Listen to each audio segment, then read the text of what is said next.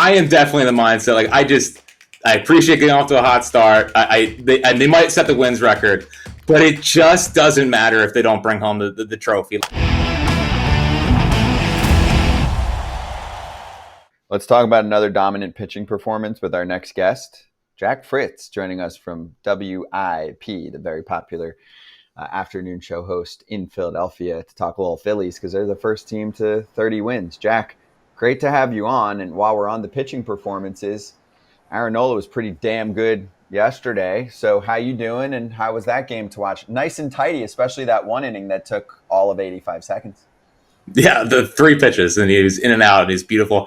It was a pretty good ode to Roy Halladay. On Roy Halladay would have been his 47th birthday yesterday, and to have Nola kind of go out there and do that, I thought it was almost poetic in a way. So the pitching staff's a wagon. Phillies are playing good baseball, and it was good to see Aaron Nola kind of have that because obviously the talk is Ranger, the talk is Wheeler, and Nola's had a really good start to the season too. So a 9-inning shutout, and it's good to have the Phil staff kind of saving baseball with how deep into games they're going. Did you think he was going to do it yesterday?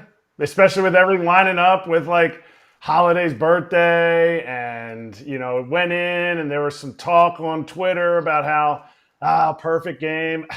that was your conversation on WIP yesterday. But did you think he was going to do it in game? He's had unbelievable starts up there. Like a couple of years ago, I think he struck out like 11 straight in a random day game in the middle of the summer. So when he has that knuckle curve going and he's down in the zone like he was yesterday, and I thought Stubbs was great. I mean, obviously you guys can speak to that way better than I can, but I liked the way Stubbs kind of calls the game, and he kept that target low. So obviously I can't say I think he's going to throw a perfect game or a no-hitter, but once he had that 3-pitch inning and he had the Alonso double play, he just kind of settled into a role there, and it was like, man, we might get another complete game shutout from a member of the staff. I mean, I said on Twitter, I don't know that I've ever seen a 3-pitch inning in the big leagues. I don't know. 85 second half inning, like that's got to be. I know that I saw somewhere there's been like 202 3-pitch innings in the history of major, but I don't know live if I've ever actually seen one. Marte gets the hit. It was kind of like, oh no, he gave up the hit. There goes a perfect game. There goes a no hitter, right? And then you're boom, double play. Boom, next pitch out, and you're just like, wait, that was 3 pitches and it's over. Like that was what. Listen, a perfect game, obviously, no hitter have been unbelievable, but a 3-pitch inning, I was like, damn, that's something new. Well, let's put it this way: there's been 202 3-pitch innings in the history of Major League Baseball, and there's been like 330 no hitters. So what we saw yesterday was actually more rare than a no hitter. Who would have thunk? I like that. Good call. Jack, the Phillies now are the first team to win 30. They're 30-13 on the year. If you look at the last 2 years, they didn't go over the 500 mark for good until June 15th. They went over 500 this year on April 15th, and they ain't going back down. Is that maybe a bad thing if they win the division? Because there seems to be a stigma around Major League Baseball that wild card teams are sexier in the playoffs these days. Well, I believe it was Snicker on this show that kind of set the world on fire a little bit by saying how unfair it was. Listen, there is some talk. There is some talk here in Philly because we're a little superstitious, where it's like, well, do you really want to win the division? Are they peaking too early? But the thing is, and the thing that I like the most about this Phillies team is, they didn't really make any big changes in the offseason. They signed Whit Merrifield. That was good, but they essentially brought back the same core that, they blew games 6 and 7, and they blew a chance to go to the World Series. And I think all these guys kind of have that fire in the gut, and the way that they're playing right now, it's kind of bearing itself out where they're not taking any prisoners. Like, they are here to win. They're here to dominate. They said all spring training, we can't let the Braves keep winning this division. So it means something to this team to win the division, because I think that they haven't been viewed, even though they've had more playoff wins than any team in baseball the last 2 postseasons. I don't think they've been viewed as one of the best teams in the sport or one of the titans in the sport. It's usually Braves, Dodgers, Astros. I guess you could put the Yankees in there, but they never really got put in that class with the Braves and Dodgers, especially in the NL. And I think that they are out this year to knock that off. And I don't expect them to really slow down, and I think they're just going to keep the foot on the gas all year long. So it's definitely a talking point here, but I think we're just kind of pinching ourselves as Phillies fans because we haven't been through this in like 12 years, 13 years since 2011, where the team just showed up and dominated from day one. So we're all kind of trying to remember what it's like watching a dominant baseball team. First, I got so many comments, but they're going to all be quick. One, boo hoo hoo Phillies fans. I feel so sorry for you. It won in 2008. Wah, wah, wah. Okay, whatever. Save it. You were in the World Series. Two, the Diamondbacks called. Three, your headset from 1978, the AT&T operator called and wants it back because, who can I put you through to? And finally, last but not least, this is all part of the Braves' plan. Sticker said it. They don't want to win the division. They want to go to the wild card, and then they're going to kick the Phillies' ass as the wild card because, the last couple of years it's been flip-flop. So it's all part of the plan. Yeah, I mean, it's definitely not obvious the Phillies are living rent-free in your head. It's good. I mean, I appreciate it. I don't care. I don't care. I'm just not the Phillies homer that Kratz is. So I like the Phillies. I love Rob Thompson. I love all the guys on the Phillies. So, I mean, listen, I went to spring training there, had the best time in Clearwater. I love the Phillies. But, listen, it's just funny how homery all you Phillies people are. It's like, oh, it's Philly and there's no other part of the world. It's like these New Jersey people I work with every day. Fuck, I get it. You're from New Jersey. Woo-hoo-hoo. All right, we're close to Philly. We're going to claim Philly. Oh, no, Yankees are good. We're going to claim the Yankees. Oh, wait, no, the Orioles are good. Let's try them. I mean, it's ridiculous.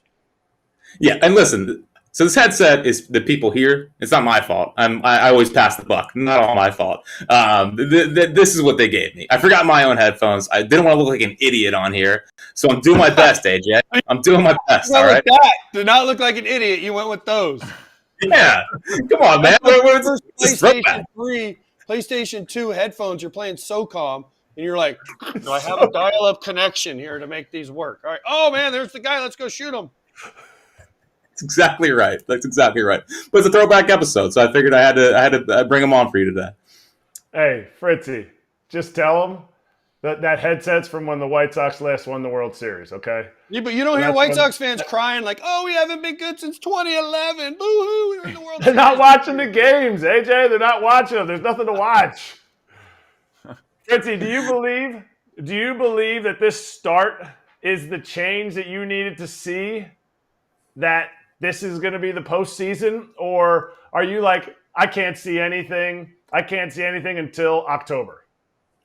Well, I am definitely in the mindset. Like, I appreciate getting off to a hot start. They might set the wins record, but it just doesn't matter if they don't bring home the trophy. Like, the 2011 Phillies were maybe the best team I've seen here as a Phillies fan, whatever. Maybe that's a homer take. I'm not sure. But, the 2011 Phillies won 102 games and lost in the first round. Like, we look at that team as one of the biggest letdowns that we've had here. So, like, the regular season, they're going to make the playoffs. That's not the concern. They might win the division. They might not. For us, it doesn't really matter, I guess. Like, we've had success in 2 straight postseasons with not winning the division. But, like, if I could, and this is going to sound bad, but if I could fast forward to the postseason today, and I could start today, and I could see this team go on a run, because they have it, I would. Like, I think they have it this year. Like, obviously, the injuries are a bit concerning, but they seem more nagging than they're really going to be out for a long time. The bullpen set, like, I think it's going to be the first year that we get the real Dave Dombrowski trade deadline special. He's been here, and I think when they hired him, the big fear was, like, oh, here we go. He's going to trade our whole farm system, and we're going to be depleted of assets. Well, he hasn't done any of that, and we've almost been waiting for the big Dombrowski trade deadline kind of special. Last year they're hovering around 500. You got Michael Lorenzen and Rodolfo Castro. I mean, it's not like we've had the special like Logan O'Hoppe for Brandon Marsh. That was more like a for the future move, and they happened to go on a World Series run. David Robertson a couple years ago. Like, they haven't had the classic Dave Dombrowski move, and I have that sense heading into the deadline that this is where we're going to see a nice little throwback, big splash of the deadline by Dombrowski. There you go. Yeah. Do you believe it? Let's go. I can't wait. Well, gosh, if he makes a big splash move, Kratz might never stop celebrating. But do they have the prospect capital? That's actually a problem in the NL East in general, Fritzy. The Phillies have been gunning it for a while. And actually, it's funny, when you look back to their history, They did somewhat of a rebuild, a tank, whatever you want to call it, with Clintack. They didn't get much out of it. They thrived in free agency and some trades and picked up some pieces, obviously, that were left by other teams that they found a ton of value in, like an Alvarado, who's always had this stuff, and they've gotten him to harness it. But you know what I'm saying? I mean, they didn't do the Orioles. They didn't come up with 20 prospects, and you're like, crap. They drafted and developed everyone. So the question with the NL East, though, is Braves and Phillies. Because the Braves are in the same spot. They don't have many upper echelon prospects, and some teams have endless prospects. Like the 10th best guy in the Orioles is probably the best guy in the system for the Phillies or Braves. So do you feel like they have enough to pull off a deal at the deadline when teams are so stingy and you're going to have like 20 other teams competing? Yeah, and that's been the interesting part about the last couple of deadlines. But I think for the first time, they do have some capital. Obviously, I don't think they would move them, but I mean, Andrew Painter's done for the year. He's still recovering from Tommy John. They have a guy, Mick Abel, who is, I think, still a top 50 prospect, viewed around the sport as that. They have Justin Crawford, who they drafted in the first round a couple years ago. He's off to a pretty good start. Like, they actually do have some prospect depth that they haven't had in years past, but I think they also have expendable pieces to where they would be of value to other teams. Like, I think the last two deadlines, they had obvious guys to get rid of. 2 years ago, Logan O'Hoppe, who's doing well for the Angels when he can stay on the field. That's an obvious move because he had JT under contract. But now, I think their top 10 is the strongest it's been in a really long time, with guys that are actually intriguing to other teams. Like, you have a Starlin Caba, who is down in the lower levels of the minor leagues, but I think I saw some report the other day of players at the complex. He was like the number 2 prospect there, as some people kind of view it. So the one guy who I'm making untouchable, and for Phillies fans, I think this isn't a surprise, but Aiden Miller is a guy they drafted in the first round last year. Like, I don't care if it's Mason Miller they could get for Aiden Miller. I'm not trading him at the deadline. So, but other than that, I think they have actually some expendable pieces to where if they need to go out and get a high impact righty reliever, which I think is the most important thing they need at the deadline, because right now it's Jeff Hoffman's their most reliable right-handed option. Sir Anthony's so hit or miss. Kerkering starting to show some things, but I don't know if is super locked down just yet. They really could use another righty option out of the bullpen. And if I had to peg the one thing that I think that they are going to go out and try to add to the deadline, is that. Jack, I don't care who it is. If you can get Mason Miller, Stop. You trade the crap out of him. I'm telling you, I understand what you're talking about, Aiden Miller. I understand. Mason Miller is the real deal. Does he stay healthy? Hey, that is anybody's guess. Mason Miller throwing a hunch 3 at the bank is a different animal. So you just temper those a little bit. You would be super excited if he comes to the Phillies, okay? Yeah, I mean, and then if you go 6, 7, 8, 9, if you wanted to do that. And the interesting part is that Rob Thompson's been pretty aggressive in the postseason. He's pulled guys. Now, Wheeler, he'll let go. Nola traditionally, but with the 3-4 guys, and Ranger, I think that changes this year because he's like one of the 5 best pitchers in the NL so far this year. So, but he's been so aggressive with getting him out of the game. If you have to go 6, 7, 8, 9, if you have to go Strahm, you have to go Hoffman, Alvarado, and then Mason Miller. It's so enticing. Now, we'll see if they move them. They are the A's, so you could definitely see them doing it. But most organizations would not move Mason Miller. But, yeah, it'd be pretty hard to say no to whatever the Mason Miller trade package would be. It's just a hot button item that everyone thinks they're, oh, my team's getting Mason Miller. Okay, relax. It'll calm down. I blame Scott Braun for all this because he was the one that brought it up that he should be traded. But part of this turnaround kind of happened, and I got to put a national face to a local voice. You were the Trey Turner standing ovation point of origin, I should say. How do you Yes. Have you reveled in your success in this, or do you get more crap for it because, nah, man, we're tougher than that. We're not Philly. Philly doesn't cheer, we boo. What have you heard more from getting the Philly fans to Trey Turner standing ovation and essentially turn his season around. Well, given his earlier comments on this show, I'm sure that AJ Pierzynski was not a huge fan of the standing ovation. I'm sure I was being on this. Absolute lie. That's absolute bullshit. No, but I am definitely. I'm not reveling in it at all. It's. I'm glad. I'm just happy it worked. Like we had Trey Turner here. He's one of the best. I don't know what the 10 best players in the National League when he's being Trey Turner. And I'm just happy that it's there. So he started off the season slow. I know that if you look at the average when he got hurt, it was like 350 something. There was a lot of talk behind the scenes of, are we going to have to give him another standing ovation when he was batting like 200 to start the year? Thankfully, he got that going, so I don't have to deal with the backlash of asking for another standing O. But yeah, it's turned a movement not only in Philadelphia. Whenever a player's playing bad, they're like, "Well, what about a standing ovation?" But yes, it seems like it's kind of captivating the nation. But here's the thing: is that people kind of miss why the Turner ovation happened. Like, you can't just do it for whatever scrub player is out there. Like, the Trey Turner thing was obvious. Like, we saw him talk. He was in his own head. He's a great player. And sometimes you gotta bet on the right horse. I've seen some of these standing ovation things. Hey, we're trying one for Anthony Rendon. I mean, what is that going to do? He's probably going to hate it. So it's all about choosing the right guy. And it was a really, really magical moment, and I'm proud of the city of Philadelphia. Hopefully it's changing the narratives out there that all we do is throw snowballs at Santas, and we're heathens. I like it. I loved it. It was a great job. What do you think about booing? Are you still okay with booing a player if he is struggling? And I'll give you an example of a city nearby. Should Yankee fans be booing Aaron Judge? They're not now because he picked it up, but he was booed in the playoffs a couple years ago. He was booed at the start of this season. I'm from the area, so I don't care. I can get after them. Do you think that if Bryce Harper had a slow 2-week start to the season, Philly fans would be all over him? I actually don't.